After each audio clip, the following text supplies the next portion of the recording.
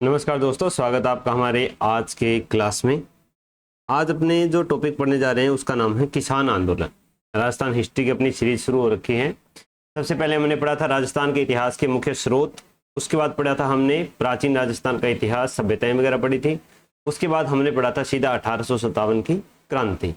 आज हम पढ़ेंगे किसान आंदोलन कि राजस्थान में कौन कौन से किसान आंदोलन हुए, क्या उनके कारण थे, क्या उनके परिणाम हुए और उन्होंने राष्ट्रीय आंदोलन में राजस्थान को किस प्रकार से जोड़ा। तो शुरुआत करते हैं। सबसे पहला अपना है बिजोलिया आंदोलन। तो बिजोलिया कहाँ पड़ता है? बिजोलिया भीलवाड़ा में पड़ता है। पहले ये मेवाड़ रियासत के अंदर एक ठिकाना था। ठिकाना क्या होता है? देखो, कोई भी राजा था, उसका मान लीजिए ये क्षेत्र है, उसके अंदर एक ही क्षेत्र होता था ये। तो जो ये सेंटर वाला क्षेत्र होता था, राजधानी वाला क्षेत्र होता था, ये सीधा का सीधा किसके अंडर आता था? राजा के अंडर आता था। इस क्षेत्र को बोलते थे दोस्तों खालसा। इसके बाद जो भी क्षेत्र बच गया उसे अलग अलग भागों में राजा विभाजित करके अपने अलग अलग व्यक्तियों को, सामंतों को, जागीरदारों को दे के रखता था। वो वहां से क्या करते थे? टैक्स कलेक्शन करते थे और अगर मौका पड़े तो साथ में सेना भी रखते थे, जिससे राजा को वो सहायता प्रदान करते थे। तो ये होते थे, इनको बोलते थे ठिकाना बोलते थे, जागीर बोलते थे। क्या बोलते थे इनको? ठिकाना या जागीर बोलते थे।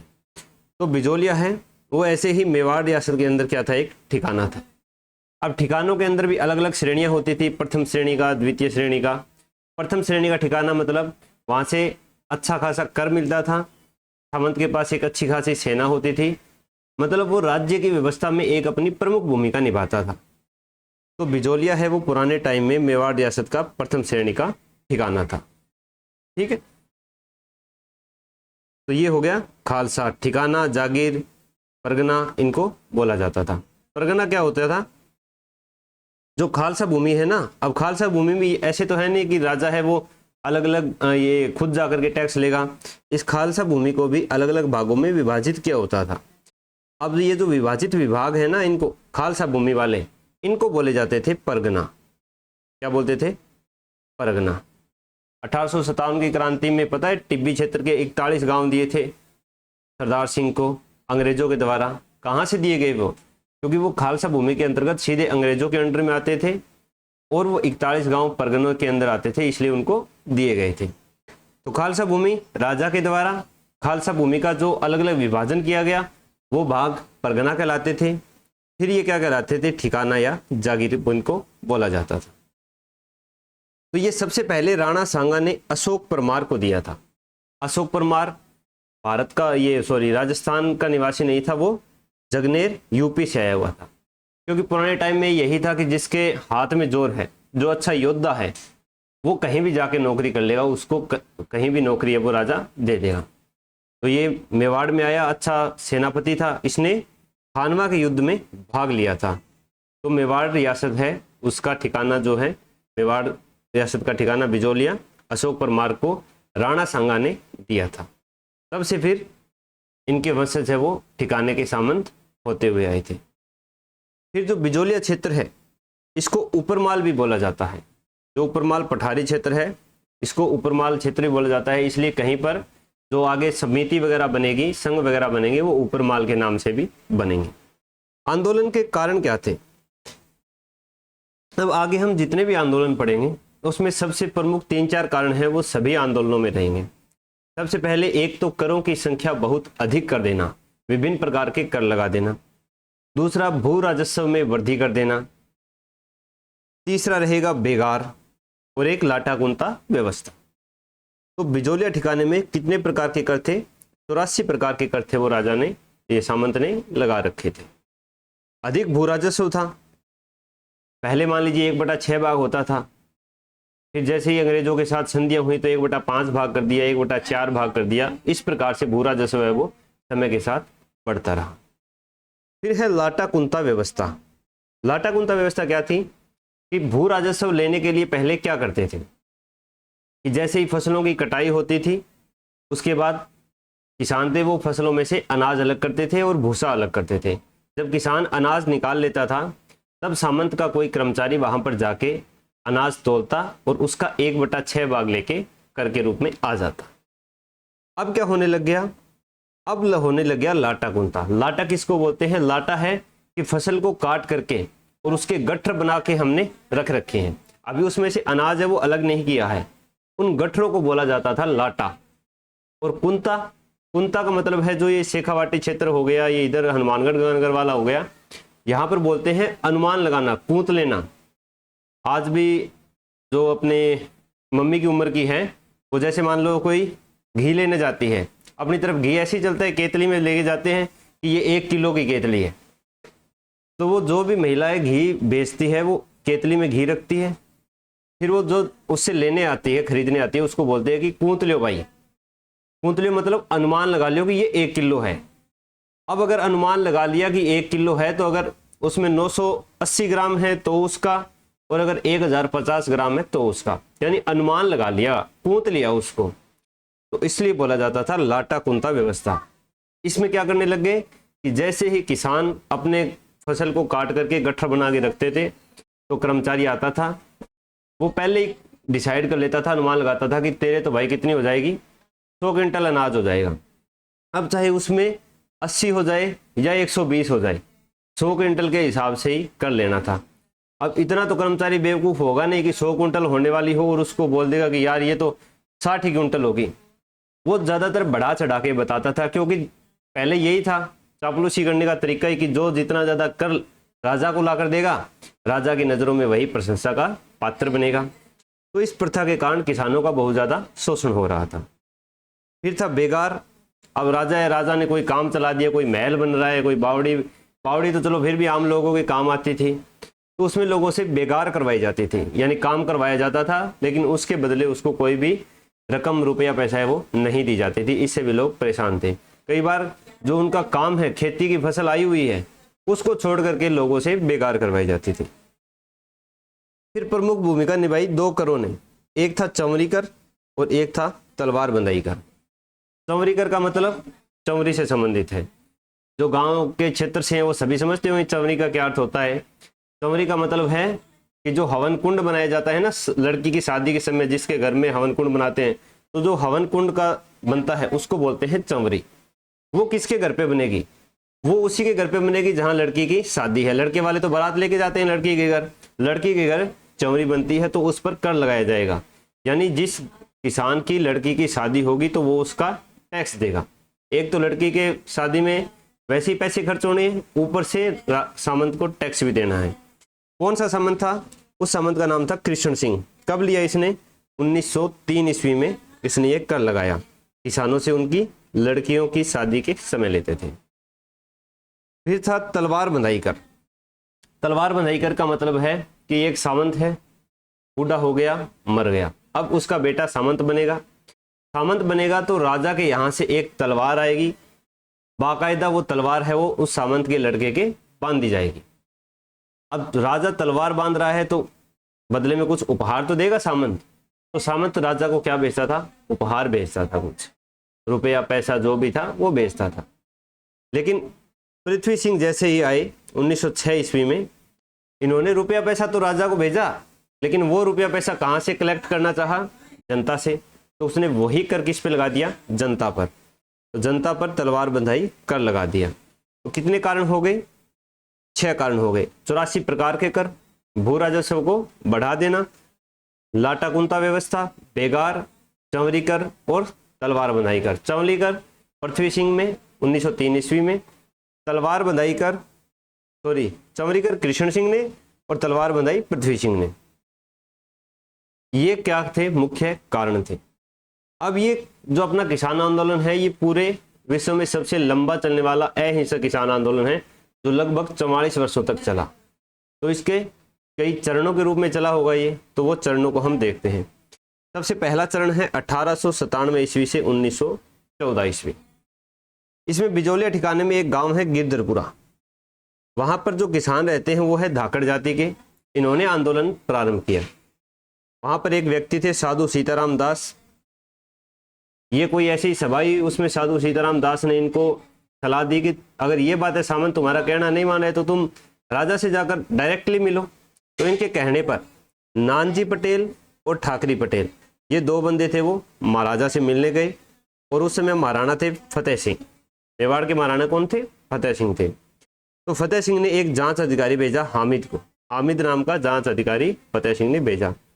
लेकिन राजा जांच अधिकारी भेजेगा तो क्या करेगा, इससे सामंत था वो और ज्यादा चिढ़ गया कि अच्छा मेरे खिलाफ राजा के पास शिकायत लेके जा रहे हो, सीधा जांच अधिकारी भी भिजवा रहे हो। तो इसमें इनको अधिक सफलता नहीं मिली। कुछ स्थानीय नेता थे जिनके द्वारा आंदोलन चलाया गया, इनके नाम हमें याद रख लेने हैं, प्रेमचंद भील, फतेहकरण चारण और ब्रह्मदेव। तो ये था प्रथम चरण। इसके बाद आता है दूसरा चरण। दूसरे चरण में साधु सीताराम दास ने सोचा कि ये स्थानीय नेताओं से तो पार पड़ने वाली है नहीं। ये गए विजय सिंह पथिक के पास और इनको आंदोलन से जुड़ने के लिए मनाया। फिर विजय सिंह पथिक आए, आकर बोले भी बताओ तुम्हारा नेता कौन है? बोले नेता तो कोई नहीं है, हम तो सारे इकट्ठे होते हैं, सारे अपनी बात कहते हैं। बोले अच्छा चलो कोई बात नहीं, फिर भी कोई सभा समिति तो बना रखी होगी, कोई संगठन तो बना रखा होगा तुमने? बोले संगठन वक्सन कुछ नहीं है, हम तो ऐसी चौकी पर बैठ जाते हैं, बातें करते हैं, यही है। तो फिर विजय सिंह पथिक ने सबसे पहले एक संगठन बनाया जिसका नाम था ऊपरमाल पंच बोर्ड। ऊपरमाल, बिजोलिया के क्षेत्र को ऊपरमाल बोलते हैं, तो ऊपरमाल पंच बोर्ड नाम से एक संगठन बनाया विजय सिंह पथिक ने। कब बनाया? 1917 में हरियाली अमावस्या के दिन। अब आप देखोगे कि उस समय में जितने भी आंदोलन वगैरह होते थे वो या तो किसी त्योहार के आसपास होते थे या फिर कोई मेला लगता था वहां पर या उसके आसपास होते थे, क्योंकि पहले के ज़माने में आज के जितने संचार के साधन नहीं थे, यातायात के साधन नहीं थे, तो लोगों को इकट्ठा करना, अपनी बात पहुंचाना बहुत मुश्किल था। समाचार पत्र होते थे, कोई एक दो अगर वो अंग्रेजों के खिलाफ, राजा के खिलाफ कुछ लिखते थे तो उनको बैन कर दिया जाता था। तो इसलिए ये लोग हैं वो त्योहार या फिर मेले हैं वही स्थान चुनते थे और वही समय चुनते थे। तो हरियाली अमावस्या के दिन 1917 में कौन से गाँव में? बैरीसाल गाँव में ऊपरमाल पंच बोर्ड की स्थापना की गई और इसका अध्यक्ष बनाया गया मन्ना पटेल को। फिर बोले कि ठीक है ये तो बन गया, बोर्ड बन गया, बढ़िया वयस्क आदमी थे, समझदार आदमी। अब बोला युवाओं का भी इसमें योगदान होना चाहिए, तो उसके लिए बनाई गई ऊपरमाल सेवा समिति। विजय सिंह पथिक ने बनाई और एक पर्चा निकाला जिसका नाम था ऊपरमाल का डंका, जिसमें इनकी मांगे वगैरह थी और जो रोष था वो व्यक्त किया गया था। फिर माणिक्यलाल वर्मा थे, ये विजय सिंह पथिक की प्रेरणा से आंदोलन में शामिल हो गए। पहले ये बिजोलिया ठिकाने में नौकरी करते थे। इन्होंने सोचा भी एक बाहर का आदमी आके, विजय सिंह पथिक है वो राजस्थान के नहीं थे, यूपी के थे, यूपी या एमपी के थे, मैं कंफर्म नहीं हूँ अभी।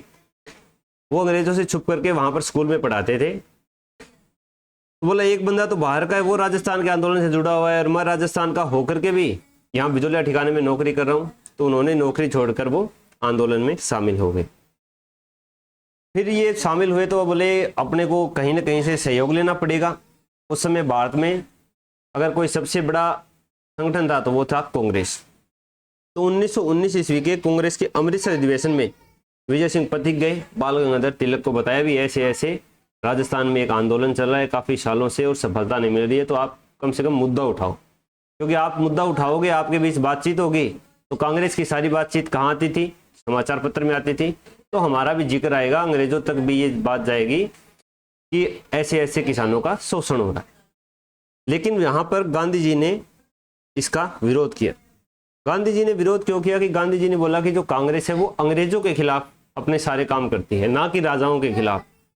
तो ये हमारे एक तरह से मुद्दों को भटकाने वाला सवाल हो जाएगा। हम केवल अंग्रेज विरोधी गतिविधियों पर ही अपना सहयोग देंगे। लेकिन बाद में 1920 के कांग्रेस के नागपुर अधिवेशन में गांधी जी ने इसको नैतिक समर्थन दिया। बोला भाई खुल के तो हम आ नहीं सकते, लेकिन नैतिक समर्थन देते हैं। तो नैतिक समर्थन देने से ये समाचार पत्र में आ गया। इसके बाद रियासत ने 2 जांच आयोगों का गठन किया। फिर पता करो इतनी बड़ी बात हुई है, कांग्रेस में भी थोड़ा बहुत मुद्दा उठाए, तो क्या चीज़ है? तो 2 आए जांच अधिवेशन 1919 और 1920 में। 1919 में जो सदस्य थे वो थे बिंदुलाल भट्टाचार्य, अमर सिंह और अफजल अली। और 1920 वाले आयोग में थे राज सिंह बेदला, तखत सिंह मेहता, रमाकांत मालवीय। ये आपको याद रखने हैं। फिर 1922 ईस्वी में अंग्रेजों के हस्तक्षेप के कारण रियासत तथा किसानों के बीच समझौता हो गया। तो समझौते में फिर कौन कौन सदस्य शामिल थे? अंग्रेजों की तरफ से या महाराणा की तरफ से थे रॉबर्ट हॉलैंड, अपने राजस्थान के AGG, Wilkins political agent Mewar का, आगलवी एजीजी का सचिव, प्रभाष चंद्र चटर्जी और बिहारी लाल थे ये महाराणा की तरफ से थे। और किसानों की तरफ से कौन शामिल हुए? मोतीराम, नारायण पटेल, राम नारायण चौधरी और माणिक्यलाल वर्मा। इन लोगों के मध्य क्या हो गया? समझौता हो गया, जिसके तहत किसानों के 35 कर माफ कर दिए गए। लेकिन राजा ने तो माफ कर दिए, बिजोलिया का सामंत था केसरी सिंह, उसने इस समझौते को स्वीकार नहीं किया। क्यों नहीं किया? बोला ठीक है, राजा ने कर दिया, जमीन तो मेरी है, अपने तो जितने पहले लेते थे उतने ही कर लेंगे। तब किसानों में फिर रोष हो गया।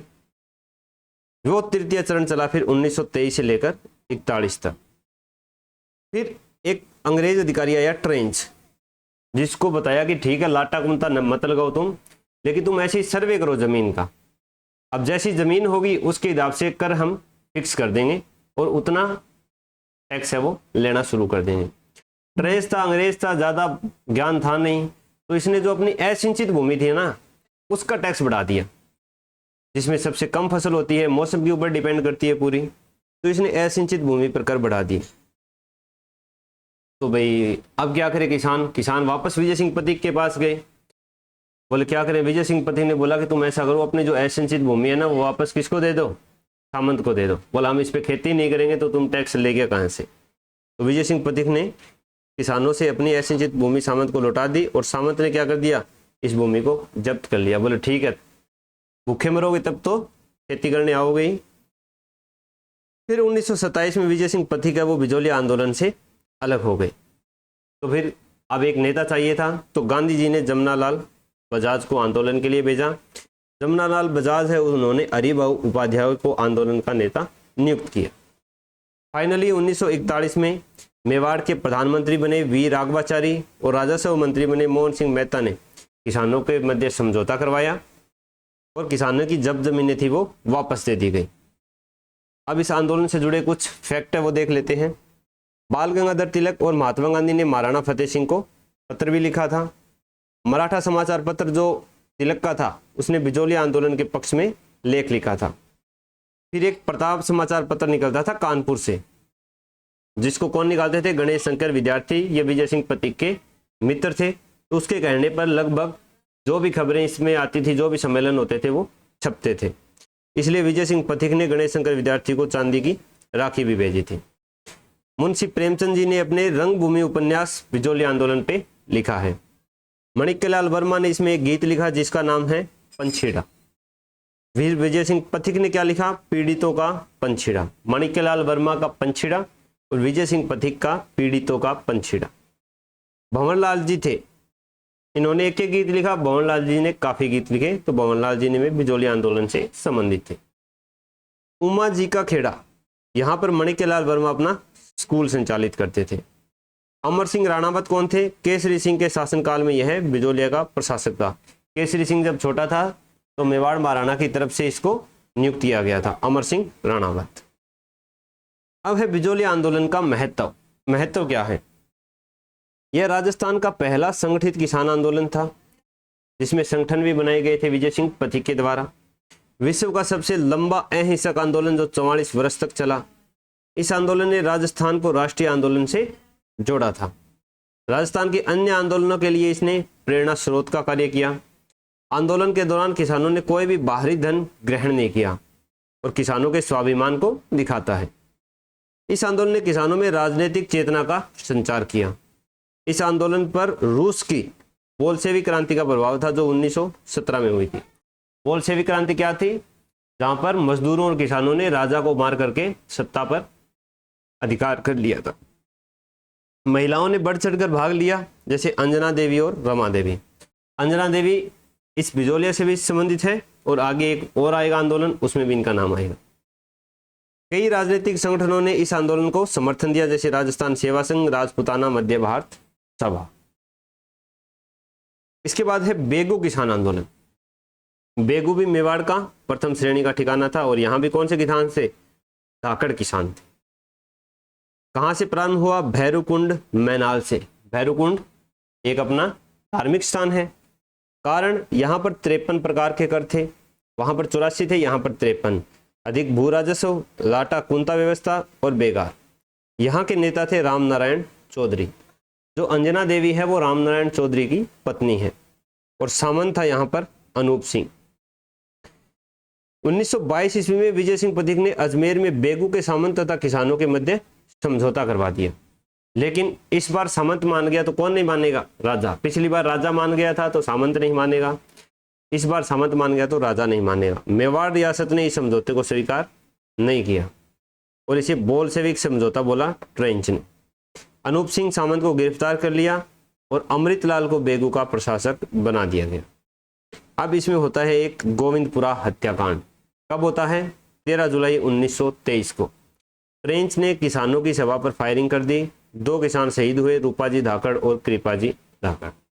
रूपाजी धाकड़, कृपाजी धाकड़। गोविंदपुरा हत्याकांड कौन से आंदोलन से संबंधित है? बेगू किसान आंदोलन से। 10 सितंबर 1923 को विजय सिंह पथिक को गिरफ्तार कर लिया गया। बाद में किसानों के 34 कर माफ कर दिए गए। आंदोलन के अन्य केंद्र थे चांदखेड़ी और मंडावरी। इसके बाद है मेवाड़ के खालसा क्षेत्र का आंदोलन। अब खालसा क्षेत्र है उसमें भी आंदोलन हो सकता है। वही बात कि राजा सीधा तो कर लेने जाता नहीं है, वहां भी अपने अधिकारी नियुक्त करता है तो दिक्कत वहां भी आएगी।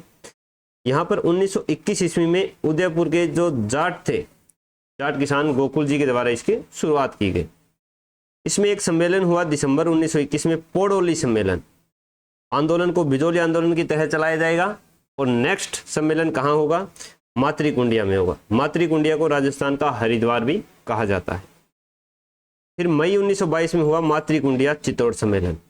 इसमें किसानों के अधिकांश मांगे स्वीकार कर ली गई और किसानों को अफीम की खेती का मुआवजा दे दिया गया। अफीम आयोग 1893 ईस्वी में बनाया गया था।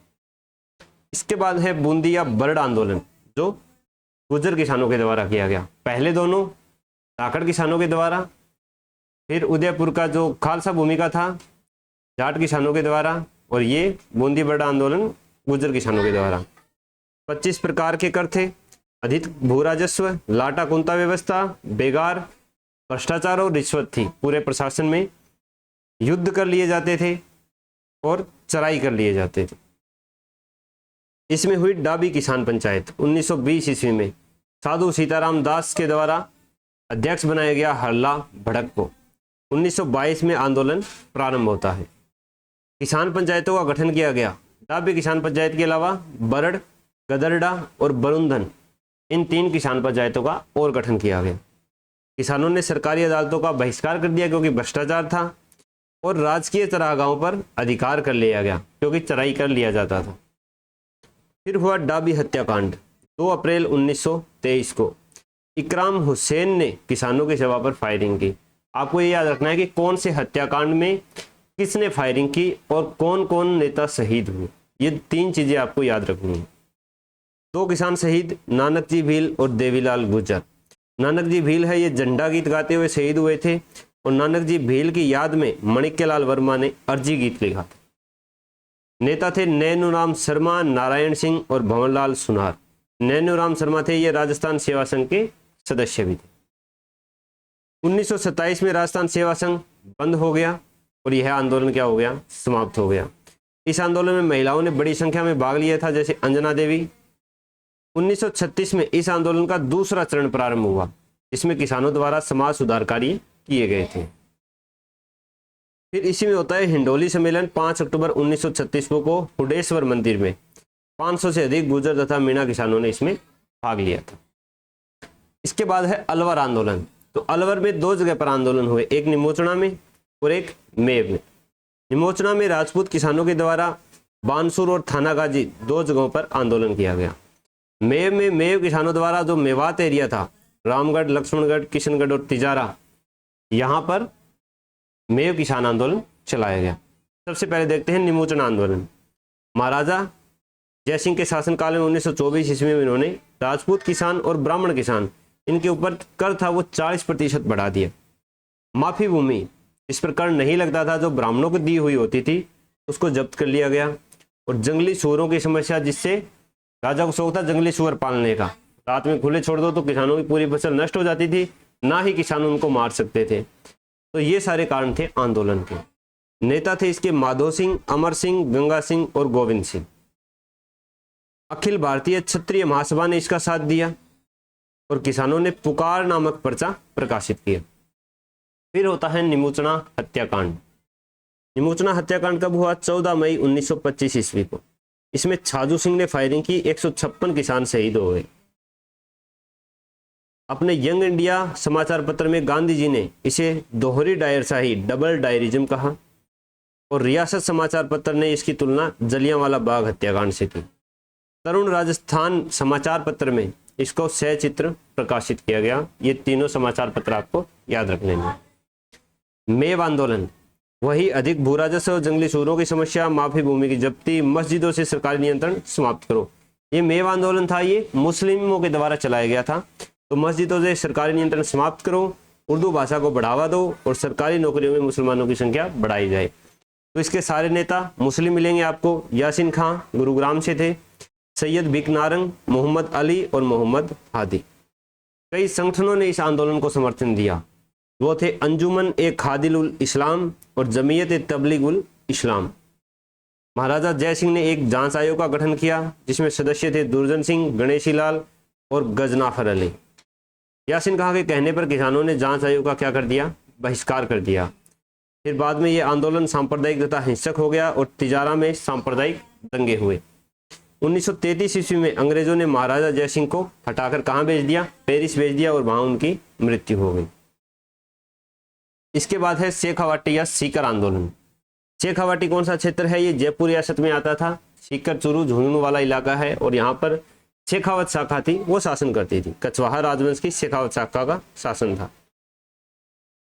तो एक तो सीकर और एक था झुंझुनू ठिकाना। सीकर एक अर्ध स्वायत्त ठिकाना था और झुंझुनू में 5 ठिकाने थे जिनको क्या बोला जाता था? 5 पाने। इनमें आते थे नवलगढ़, डूंडलोद, मंडावा, मलसीसर और पिसाऊ। 5 पानों में कौन सा शामिल नहीं था? ये प्रश्न आ सकता है, तो याद रख लेना। 1922 ईस्वी में सीकर के सामंत थे कल्याण सिंह, भू राजस्व में बढ़ोतरी कर देते हैं, तो जाट किसानों ने आंदोलन प्रारंभ कर दिया। नेता थे रामनारायण चौधरी और अरही ब्रह्मचारी। सीकर ठिकाने ने रामनारायण चौधरी के प्रवेश पर पाबंदी लगा दी। तरुण राजस्थान समाचार पत्र था, उसको बंद कर दिया गया। इसकी चर्चा होती है ब्रिटेन के हाउस ऑफ कॉमन्स में। किसने की? पैथिक लॉरेंस ने की थी। डेली हेराल्ड समाचार पत्र में इस आंदोलन की खबर प्रकाशित हुई। ठाकुर देशराज जो भरतपुर के थे, इन्होंने आंदोलन का मोर्चा संभाला। 1925 में अखिल भारतीय जाट महासभा ने अपने पुष्कर अधिवेशन में आंदोलन को समर्थन दिया। फिर 1931 में जाट क्षेत्रीय महासभा का गठन किया गया। इसका प्रथम अधिवेशन हुआ 1933 ईस्वी में पलथाना सीकर में। फिर ये जो क्षेत्रीय महासभा थी, इसने जाट प्रजापति महायज्ञ आयोजित किया गया 20 जनवरी 1934 को। बसंत पंचमी के दिन ठाकुर देशराज ने इसका आयोजन किया। पुरोहित थे खेमराज शर्मा और यजमान थे कुंवर हुकम सिंह। 15 मार्च 1935 ईस्वी को सर छोटूराम चौधरी तथा रतन सिंह ने किसानों तथा सामंत के मध्य समझौता करवाया। इसके नेता थे सरदार हरलाल सिंह, नेतराम सिंह गोरीर, पन्ने सिंह बाटड़ानाऊ, मास्टर चंद्रभान और नरोत्तम लाल जोशी। सरदार हलाल सिंह है, इनका जन्म 1901 ईस्वी में हनुमानपुरा झुंझुनू में हुआ था। इन्होंने झुंझुनू में विद्यार्थी भवन की स्थापना की जो किसान आंदोलन की गतिविधियों का प्रमुख केंद्र था। नरोत्तम लाल जोशी, इन्होंने शेखावाटी जकोत आंदोलन के नेता थे। झुंझुनू से पहले एमएलए बने थे और अपनी राजस्थान विधानसभा के प्रथम अध्यक्ष भी बने थे। वर्तमान में कौन है? वर्तमान है वासुदेव देवनानी। इसी से जुड़ी हुई थी अमर सेवा समिति। इस संगठन ने शेखावाटी क्षेत्र में राजनीतिक चेतना का संचार किया। मास्टर प्यारेलाल इसके संस्थापक थे। इन्होंने गांधी जी के असहयोग आंदोलन में भाग लिया था और इन्हें चिड़ावा का गांधी कहा जाता था। फिर एक कटराथल सम्मेलन सीकर 25 अप्रैल 1934, 10,000 से अधिक महिलाओं ने भाग लिया था। क्यों हुआ था ये? क्योंकि एक सामंत मानसिंह था सिहोट का, जिसने सोतिया का बास में महिलाओं के साथ दुर्व्यवहार किया था। तो किशोरी देवी की अध्यक्षता में यह सम्मेलन आयोजित किया गया और इसमें मुख्य वक्ता थी उत्तमा देवी। कूदन हत्याकांड 25 अप्रैल 1935 को सीकर में। तापी देवी महिला के कहने पर किसानों ने कर देने से मना कर दिया। कैप्टन वेब ने किसानों पर फायरिंग की तथा कई किसान शहीद हो गए, जैसे चेतराम, टिकुराम, तुलछाराम और आसाराम। इस हत्याकांड की चर्चा भी ब्रिटेन के हाउस ऑफ कॉमन्स में की गई थी। जयसिंहपुरा हत्याकांड झुंझुनू 21 जून 1934 राजस्थान का प्रथम किसान हत्याकांड था जिसमें हत्यारों को सजा मिली। इसके बाद है भरतपुर आंदोलन 1931 ईस्वी। अधिक भू राजस्व, शिक्षा, स्वास्थ्य तथा सड़क पर नए कर लगाए गए। 1929 की महान आर्थिक मंदी के कारण भी किसानों पर महंगाई की बोझ आ गया था, इसलिए ये किया गया। इसके नेता थे लंबरदार भोज। तो ये थे हमारे राजस्थान के प्रमुख किसान आंदोलन। बहुत जल्दी जल्दी समझाया तो नहीं है, केवल पढ़ाई है, थोड़ी बहुत चीज़ थी समझाने की, वो बीच में बताता चला मैं। लगभग एक ही कारण थे, एक ही परिणाम थे।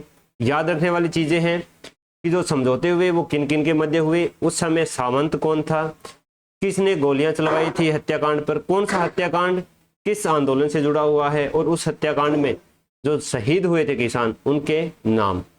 ये 4-5 चीज़ें हैं, ये आपको याद रख लेनी है इसमें से अलग करके। तो यही थे अपने किसान आंदोलन। अगला लेक्चर रहेगा अपना जनजातीय आंदोलन का, 2-3 दिनों में आ जाएगा। पिछले लेक्चर भी आप गो थ्रू कर सकते हो। करंट अफेयर पर आप बहुत अच्छा अपना सपोर्ट दिखा रहे हो, तो ऐसे ही दिखाते रहिए। बाकी प्लेलिस्ट भी चेकआउट कर लीजिए आप, Indian polity, Rajasthan polity, Indian economy के भी कुछ चैप्टर हैं। तो अपने सुझाव इस पर भी ज़रूर बताएं। वैसे कुछ खास वीडियो तो थी नहीं, ये ज़्यादातर तो पढ़ा ही गया था, लेकिन फिर भी अगर आपको अच्छी लगी हो तो कमेंट में जरूर बता देना। नए हो तो चैनल को सब्सक्राइब करके बेल आइकन दबा लेना, और नीचे टेलीग्राम चैनल का लिंक मैंने डिस्क्रिप्शन में दे दिया है, उसको ज्वाइन कर लेना। मिलते हैं दोस्तों नेक्स्ट वीडियो में।